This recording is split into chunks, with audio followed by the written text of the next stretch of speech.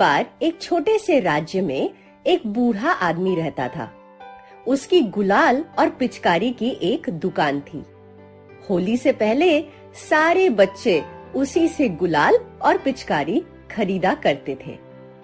पर एक पिचकारी ऐसी थी जिसे वो एक पुराने बक्से के अंदर छुपा के रखता था। रात होते ही खिड़कियां बंद करके वो उस पिचकारी में पानी भरता और अपने झोले के ऊपर छिड़क देता। पिचकारी का पानी जैसे ही बूढ़े आदमी के ऊपर पड़ता, वो अदृश्य हो जाता।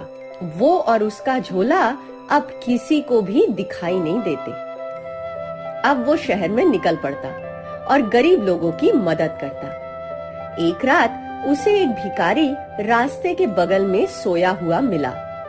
उस भिखारी को ठंडी में बहुत तकलीफ हो रही थी, तो बूढ़े आदमी ने अपने झोले में से एक कंबल निकाल के उस पर ओढ़ दिया।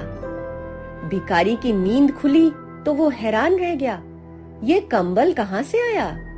उसने इधर उधर देखा पर कोई दिखाई नहीं दिया। किसी को पता नहीं था कि रोज कौन आके ये भले काम कर जाता था। सुबह होने से पहले बूढ़ा आदमी घर आके वापस पिचकारी का पानी अपने ऊपर छिड़क देता था। पानी के गिरते ही वो वापस दिखाई देने लगता था। एक रात रोज की तरह उसने पिचकारी निकाली और अपने ऊपर छिड़क के अदृश्य हो गया। पर उसे ध्यान नहीं रहा कि वो खिड़कियां बंद करना भूल गया था। रास्ते से उस वक्त एक चोर जा रहा था।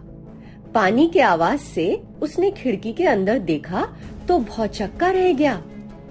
ये कैसी पिचकारी जो लोगों को अदृश्य बना दे? चोर ने सोचा, अगर मैंने किसी तरह से ये पिचकारी चुरा ली तो मेरी तो सारी जिंदगी बन जाएगी। अगले दिन चोर दुकान में आया और बूढ़े आदमी को गुलाल और पिचकारियों के बारे में कई सवाल पूछने लगा। थोड़ी देर बाद उसने पूछा, दादा मुझे एक गिलास पानी मिलेगा क्या?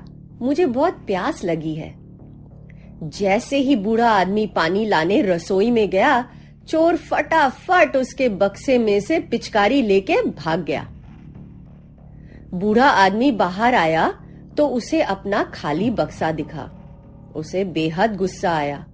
वो चोर सोचता है कि मेरी पिचकारी वो चोरी के लिए इस्तेमाल करेगा। देखना, एक दिन ऐसा सबक सीखेगा कि कभी नहीं भूलेगा। इधर चोर को तो मजा आ गया था।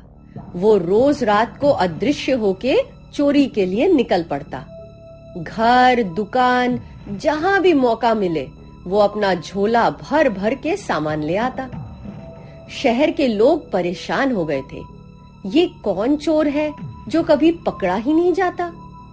एक दिन शहर के कुछ लोग राजा के पास पहुंचे। सारी कहानी सुन के राजा को तो बहुत गुस्सा आया, पर वो समझ नहीं पा रहा था कि इस चोर को पकड़े कैसे। तभी उससे मिलने वो बूढ़ा आदमी आया। बोला, महाराज मुझे पता है कि ये चोर पकड़ा क्यों नहीं जाता। उसके पास मेरी जादुई पिचकारी है। पिचकारी के पानी से वो अदृश्य हो जाता है। महाराज ने पूछा, क्या करने से पिचकारी का जादू चला जाएगा? बूढ़े आदमी ने बताया, मैं आपको जादुई गुलाल दे सकता हूँ। अगर वो गुलाल किसी तरह से चोर के ऊपर जा गिरे तो वो सबको दिखाई देने लगेगा। थोड़ी देर सोचने के बाद राजा जोर से हंसा और बोला, मिल गया, मुझे रास्ता मिल गया।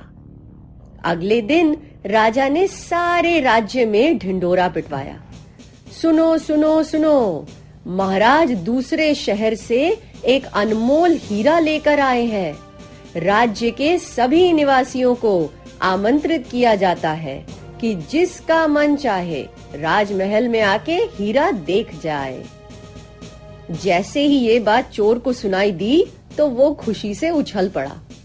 आज रात को मैं सीधे राजमहल से हीरा चुराऊंगा और किसी और राज्य में भाग जाऊंगा। आधी रात में वो अदृश्य होके महल के अंदर पहुंचा, पर उसने ध्यान नहीं दिया कि ऊपर एक बाल्टी में जादुई गुलाल रखा हुआ था। बाल्टी रस्सी से हीरे के बक्से के साथ बंधी हुई थी। चोर ने जैसे ही हीरे को निकालने की कोशिश की, बाल्टी उसके सर पर उलट गई और जादुई गुलाल उसके पूरे शरीर पर आ गिरी। गुलाल गिरते ही चोर सबको दिखाई देने लगा और राजा के सिपाहियों ने उसे तुरंत गिरफ्तार कर लिया। इसीलिए कहते हैं, जैसी करनी वैसी भरनी।